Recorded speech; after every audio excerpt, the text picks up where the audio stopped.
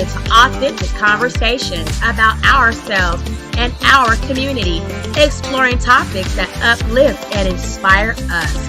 From personal growth to social change. So grab your teacup and get ready to join the conversation.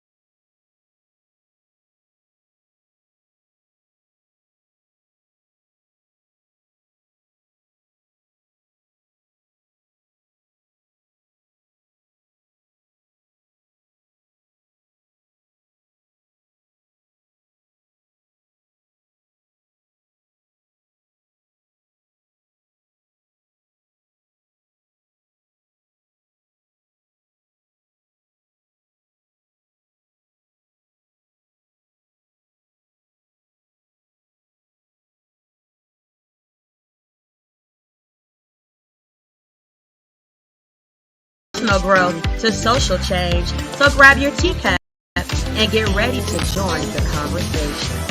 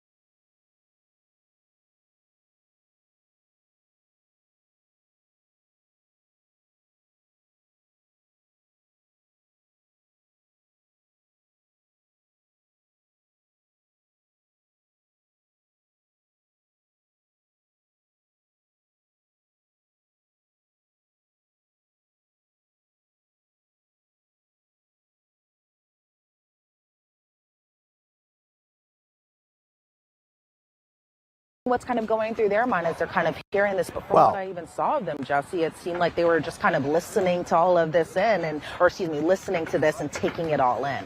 Well, I wonder if an argument could be made that will be probably made by the prosecution. He did this purposely because he had consciousness of guilt. He knew the Cassie lawsuit. He knew other people could come forward and say something. And he was basically trying to have her on tape, maybe acting like he didn't know this was being recorded, but having her on tape, taking notes. Everything was consensual. This was just freaky, right? We're all good. I'm here for you. Again, that could backfire and be quite problematic in the eyes of the jury. Him recognizing that he needs to get everybody else on the same page to say that nothing bad happened, and that, because he realizes that this could be quite problematic. And it seems to me, because we found out that she was basically with him until weeks before his arrest, she was there for another important event. Didn't she testify that she was there when CNN published the hotel surveillance footage of him purportedly beating up Cassie Ventura, and was also there for his planned response, and was also there I think it came out today, his Instagram apology that he released 2 days after the tape was published by CNN. She was a part of all that, right? She was there for all that. Yeah, honestly, Jesse, in my notes, when they finally played the apology video that I've been thinking that they were going to play possibly even on day one of trial, I wrote finally, literally, finally with 4 exclamation points. Because I'm like, when are they going to show the jury this apology video? But yes, around this time, it was May of 2024, CNN released the video of the Intercontinental Hotel incident. And Jane was explaining that around this time that she was over at Diddy's home in Miami at Two-Star Island, and that they were just sleeping. Then one of his sons knocked on the door and said something is happening. And so then Diddy leaves kind of the bedroom area where they were laying down. And then Jane ended up taking kind of her phone out to see what was going on. And she said, well, all I saw was Sean assaulting Cassie in a hotel. And then Jane was explaining that she had watched the video that CNN released, and that what ended up happening is Diddy invited Jane into a huddle where they could kind of, from what she was describing it, as kind of like a PR thing. It felt like that they were trying to find a way to kind of get out there in front of this, come up with some type of response, and that response ended up being a social media video. But to me, I thought it was interesting just the amount of planning and the drafts that this particular video went through before it was published on Instagram, and then obviously it's no longer there. But Jane was explaining that they were trying to come up with this very sincere apology post. They didn't play the video at this point, but then Jane was explaining that the next day Diddy showed Jane a draft of what he would say. In the draft, I thought this was pretty interesting, is that Diddy did address Cassie by name. I think when the video was actually released, a lot of us were like, notably, he did not say her name, but there's a reason for that, and I'll get to that in just a second. But Diddy was telling Jane about the Cassie video, and really kind of going in depth about it in June/July of 2024, and was explaining to Jane that Diddy said that this was the only time that Cassie and Diddy had a physical violent altercation like that, and that Diddy had told Jane that Cassie was actually the hitter in this situation. Obviously, with Cassie's testimony, we know that not to be true, but Jane said that she gave Diddy final feedback on the apology video, and then she went back to LA, and then she saw the apology video, and then we hear the apology video, and the jurors finally see it. It's something that we at Law and Crime have seen a number of times, but I think for the most part, it presumably has been the jurors' first time seeing this video. And so then you hear Diddy say, it's so difficult to reflect on the darkest times of your life. My behavior on that video was disgusting. I had to go to therapy. I had to ask God for his mercy and grace. I'm so sorry. I'm not asking for forgiveness. I'm truly sorry. And then Jane said that she didn't feel this apology was genuine, this particular apology video. And then there was a whole objection from the defense. The jury is dismissed. They're given a break. But then we kind of get into why there was an objection by the defense. And so the government came out and they were like, okay, we'll strike the last part of that answer, where Jane was saying that she didn't feel like this apology video was genuine in terms of comparing it to the final draft that was posted versus the draft that she saw, where you do hear Cassie's name. I guess we didn't see that draft, nothing like that. But the draft that actually went out to the public didn't mention Cassie by name. But then the defense chimed in about that, and they were like, well, there was talk about naming Cassie by name. Agnifilo told this to Diddy around this time, because Mark Agnifilo was already Diddy's lawyer by this time. He told us in court today. But Mark Agnifilo was the one who was actually like, do not name Cassie in this apology video. Why? Because she's going to be a grand jury witness, and she likely was a grand jury witness around this time frame. And so the defense was like, well, this entire line of questioning is inappropriate. And the government said, well, this is relevant as it's going into kind of what ends up, what Jane ends up testifying to next as far as Diddy beating her. But the judge said, you know, I do see the relevance if Ms. Comey is talking about state of mind, but then the defense seems kind of like, okay, well, this is like a confidential discussion. This is privileged communication. And so then Maureen Comey was eventually like, okay, we'll strike it because I respect privilege issues. And so the jury was told to disregard that part about the video not appearing genuine. But when the jury came back from the break, they replayed that video once again. And Jane knew that this was in reference to the hotel video that we have now seen in the trial multiple times, and that the next time she saw Diddy after this video was released was not until June 18th of 2024. And from Jane's testimony today, that was a date that she specifically remembers. Just a lot of things happening, and a lot of things did happen according to her testimony. But she said after that apology video was released, kind of in May of 2024, then the next time she saw him was in the next month later, that being in June of 2024 too. It's fascinating to see what was going on behind the scenes. We had always speculated, did he have any help? Was this planned? Was it spur of the moment? So just taking this testimony, it's fascinating to hear her about it. Now, she also testified about being extorted. What happened there? So what's interesting, Jesse, is this alleged extortion actually happened prior to the May 2024 CNN video release of the Intercontinental Hotel incident from 2016. And Jane was explaining this happened shortly after the HSI raids on Diddy's home in both Miami as well as Los Angeles. But I thought what was interesting is that Jane said that investigators even came to her front door. She saw this on a Ring camera video and said that the investigators left a card for her and that Diddy had paid for Jane's lawyers. And after Jane had sent a message to Hakeem, who had worked for Diddy at this point, and then he helped her get in touch with Diddy's lawyers. And then what ended up happening is that the escort Cabral ended up calling Jane, saying that he was going to release the sex tapes on the dark web, presumably after he saw that these HSI raids were being conducted. Because remember that day, I remember that day very clearly, where it was just like kind of like all hands on deck. Diddy's homes are being raided, and so I presume that Cabral might have seen this on the news, and then he had called Jane saying that he was going to release their sex tapes on the dark web, and that Diddy ended up picking up the wrong phone to record this hotel night or debauchery night, and ended up recording this sexually explicit video on Cabral's phone as opposed to Diddy's phone, where that was originally intended it to be. And so Jane was explaining that her heart was just beating so fast and that Cabral wanted $10,000 for this video. And so Jane ended up calling Diddy to tell him that Cabral was extorting her. She's getting kind of emotional as she's talking about this, because she said a media company ended up calling her and saying that they bought this particular tape and that they were going to end up releasing it. But then she had explained that this media company, which she didn't name or anything like that, so we don't know in terms what type of media company it was that purchased this video, but she had explained that they didn't end up releasing this video.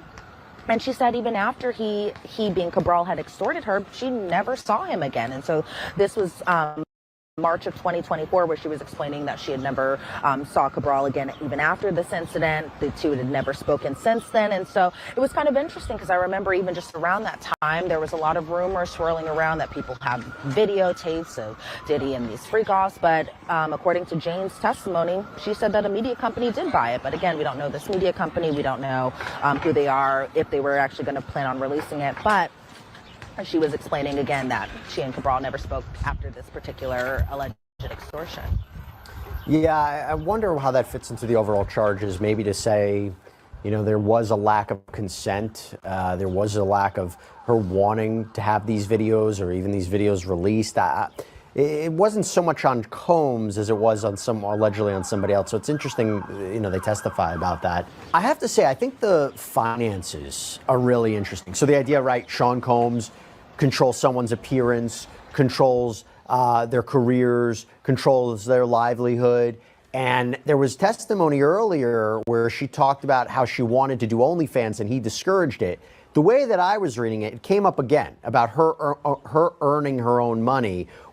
Talk to us about this and whether or not this was during a break in the relationship, because I guess the idea would be if she's earning money on her own, that goes to the idea of this is what she could have been doing, but Sean Combs was controlling it. He was controlling her life. He was controlling her finances to get her to do what he wanted. Did she talk about earning her own money? She did talk about earning her own money. So this was during an off period that the two had. So this was specifically around January of 2024, where Jane said that her finances actually started to pick back up after she created that OnlyFans. And so she was saying that she just wanted to be independent again and this is why she had created the OnlyFans page. And that Jane said that she also got child support to help with her finances, but that another man too, this man named Bear, sent her money, and that money was $9,000, so just shy of that extra $1,000 to pay for her rent. But the kind of exchange for it is that Jane would pose for Bear's brand, and that she never actually saw this man in person, but that they only communicated through text. And so it seemed like, as far as Jane was concerned, that her finances were picking up. So Jane was explaining by the time that she and Diddy got back together, which was shortly after her birthday of 2024, that Diddy came to LA, she went to Miami, that things started to seem like they were getting back on track. But then Diddy went through Jane's phone and saw these messages from this man named Bear. And so then we hear about this text exhibit from March 7th, 2024, when the two were already back together at this point, where Diddy said, what's going to happen when I come over? Jane said, well, should I get the house ready for us? And Jane thought that Diddy wanted her to have entertainers over. Diddy told Jane that his mom was coming into town this weekend, and Jane thought that he was just using this as an excuse to see other women. Then Diddy was kind of threatening to cut her off a little bit, where Diddy had asked Jane to sign something so that the two could move on, because he told her that, well, she's making her own money and that they hope to have a clean break. And so Jane was saying that she had testified that she told Diddy that she was paying off her debt, that she was unemployed. She said she was penny pinching. She took on credit card loans. She said that all she asked from Diddy was 3 months, and that she told him, you aren't having your way and you bring up my rent. I'm tired of it. You can't even make these 2 years. And those were the 2 years that the two had promised each other under the love contract, where he would essentially pay her rent for a 2-year period. And so Jane was saying, did you tell Robin to cut me off? She texted me that my lease is up in April of 2024. And then it seemed like, from Diddy's point of view, that he was really upset about this Bear interaction, but other interactions too that Jane had had with other men when she and Diddy were no longer together. But it seemed like, from Jane's perspective, even though she was making money on OnlyFans, even though her finances were slowly picking back up, she seems like she still kind of wasn't pulling strings, even as far as kind of making the rent on her own, where she was still asking for money from Diddy. And I feel like that's something that the defense might actually point to, especially as it's still currently going on even today. Yeah, the timeline of the relationship, the rent, the paying for the lawyer, some of the ways that she vocalized or maybe didn't vocalize her reluctance to this, it's all avenues for the defense to exploit, to say that this is not a clean-cut case of sex trafficking, right? And I wonder if things changed when she started talking about violence. So she had already testified that there were certain times when she physically didn't want to engage in these behaviors, these acts, and she still did them. Was it to make him happy? Did she feel the pressure? But talk to me about the violence, because this was something, the alleged violence, this was something that was previewed by the prosecution in the opening statements. What did she say today about violent encounters she had with Sean Combs, or allegedly had with Sean Combs? Sippers, thanks for staying up with me. You're going to be on a late night sip. I got my teacup filled up. I got lemons and oranges in a Georgia sweet peach tea that I brewed over the weekend. I hope you guys are ready for a night filled of catching up on all of the Diddy trial shit. So now we're going to get into more understanding. We've heard, TMZ report and now Sidebar telling us, the tea about how this Jane Doe alleges that yes, there was violence, okay, because in the testifying that we heard on the viral visions, we didn't hear any of the violence, but now we are. So get your teacups up. I'm gonna fill them up with some tea on Diddy violently assaulting with the Jane Doe. Here we go. Well, she brought up this date specifically, and that date being June 18th of 2024, a date, according to Jane, that she'll always remember. And so Jane was saying that she saw Diddy at her apartment, the very apartment where he still pays her rent, and that Diddy was coming back from a family trip from Utah. And then we hear about this exhibit, and an exhibit was shown to the jury and the witness. That was of Jonathan, that was Diddy's assistant. And Jane said that Jonathan helped her stock up the fridge, put candles up, put red lights up, because red lights was something that Diddy particularly liked. And so then the jury is shown an exhibit photo of Jane, of herself that night. It's kind of a mirror selfie. I was able to get kind of like a little glimpse of it. But Jane said that she and Diddy were having together time that night. She wasn't expecting to have an entertainer that night, that the two were just going to spend a normal night together. And so then the jury sees exhibit photos of Diddy over at her house. They see exhibits of the photos of the red lights in her house, and Jane is explaining that Sean really liked red lights. And then the jurors also seeing a video of Sean Combs. And weirdly enough, the song Lovely Day was playing in the background. And given what she explained next, it was kind of ominous kind of hearing that particular song. But Jane was explaining after the video that she and Diddy got into an argument, that she and Diddy were not on drugs necessarily during this portion, that the two just had champagne and they had tequila together, and that Jane ended up confronting Diddy on who he was with while he was on this family trip to Utah. And Jane was calling him a pedophile, even though the prosecution had to really kind of point out that Diddy wasn't with someone who was underage, that this girl was just 25 years younger than Diddy, according to Jane, and that this was an adult woman. They had to kind of verify that for the jury. But Jane was saying, well, this girl can't even buy her own drinks, when Diddy and this other woman first started talking. And Jane explained that she pushed Diddy's head onto a counter when he was bending over, as he looked like he was about to tie his shoes. And she said, well, I just, as far as how hard she pushed his head down, she said, well, I gave it a good shot. And so then Jane is saying that she threw candles and glass everywhere and telling Diddy, I hate you, I hate you, I hate you. And that wax got onto Diddy, and while she was throwing those candles at him, and that Diddy got angry. He was calling her crazy. And then Jane said she tried to leave the kitchen to go to the primary bedroom, or the master bedroom as she calls it, and that she was telling Diddy just to leave. Jane ended up locking the bedroom door. He kicked that open. She locked herself primary bathroom. He kicked that open off the hinges. Jane said she went into her walk-in closet. He kicked that door down too. So Jane went into the hallway, about to leave out of the front door. But while she was in that closet, Jesse, she explained that she changed clothes. But I think an interesting point where she said she changed clothes was she said that she put on like a kind of a baggy dress and some heels on. And she said that while she was back in the hallway trying to leave out of the front door, that Diddy ended up kicking her and then put her in a chokehold. And she said, I couldn't breathe. I was on my tippy toes. And that she ended up kind of squirming her way out of his grip. And she said, I just wanted to run and get away from him. And so she ended up hiding behind this wall 6 blocks away from her house, barefoot. Because remember, as I said, she was in heels for a little bit. And she said that she was just barefoot in a dress. And she said, I just needed myself. I needed to get away. So she didn't even have a phone on her when she had left. She didn't have her ID on her. She had nothing on her but her person, according to her testimony. And she said she hid for about 2 hours, or what felt like 2 hours to her. And she said when she turned the corner to head back towards her apartment, she said, I saw Sean walking toward me. And Jane said that she went into the guest bedroom of her home. Did he kick that door in too? She kept throwing glasses and candles at him, and that Jane and Diddy both ended up on the patio. And she says, I just remember that I punched him and he punched me, but Diddy had no injuries. Jane was explaining that she just kind of curled up into a ball at this point while she's outside on the patio on the ground. And she said that Diddy ended up punching her in the head more than once, and that she was just trying to cover her head as far as why she was balled up kind of in the grassy area, and that Diddy punched her and he kicked her multiple times. And Diddy said something along the lines to Jane that she had testified to. He said, that you're trying to take me away from my family.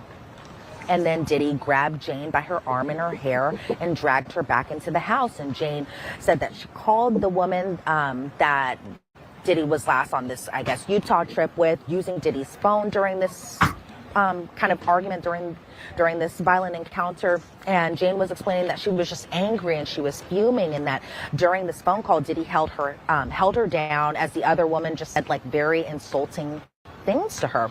And Jane had told this woman, "Shut up, he's beating my behind." And Diddy had FaceTimed Jonathan, the assistant, afterwards and said, "Well, tell this girl I wasn't with no girl on this family trip." And that's what Diddy had allegedly told Jonathan, the assistant. And so Jane said that she had 2 golf ball sized knots on her forehead.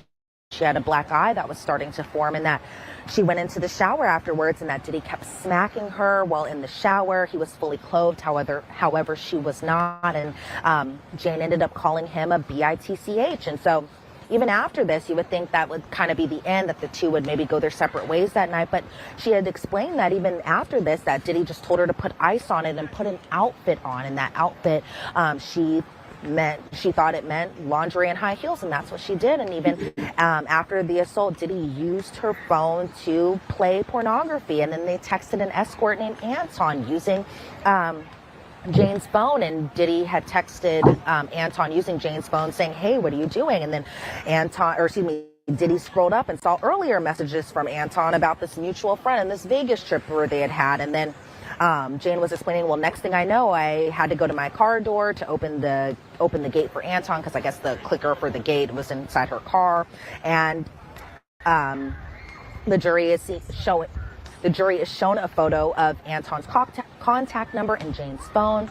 Jane says that Diddy told her, "We aren't going to end the night like this." And so she ended up covering her bruises and the knots on her forehead, the knots with her hair and the bruises with makeup. And it's interesting because that's kind of similar to what Cassia testified to, as far as just what she had did to cover up the injuries that she sustained too during her relationship with Diddy. But then Anton ends up arriving to Jane's apartment. Then Jane and Diddy went to another room. Diddy confronted Jane about these messages between herself and Anton, as far as this mutual friend, which was an unnamed rapper, and that Diddy accused Jane of cheating on him and all this other stuff. But ultimately what ended up happening is that she just took an ecstasy pill, and she ended up performing oral sex on the entertainer named Anton. And she said it felt like forever, that she felt like she wasn't in her own body when she was doing this, and she felt disgusted and terrible, and that Jane didn't even tell Anton about the earlier violence, but he ended up leaving. And then she and Diddy kind of continued. He was accusing her of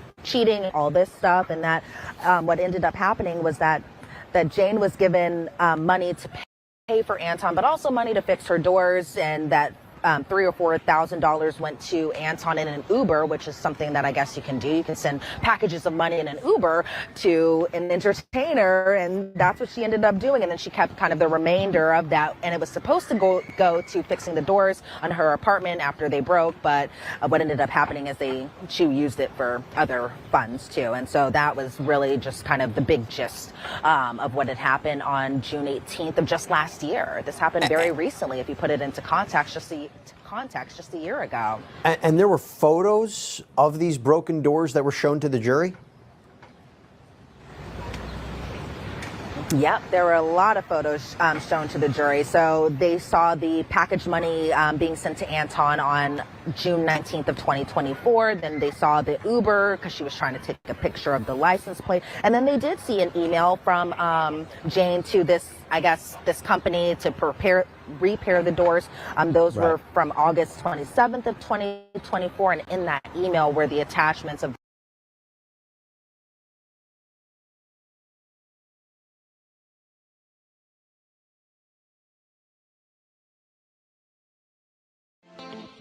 Thanks for watching. Remember to show your support by liking, subscribing, and sharing. It's a blessing. Keep your teacups filled and ready for my next upload. Until then, stay inspired and remember, always stay sipping.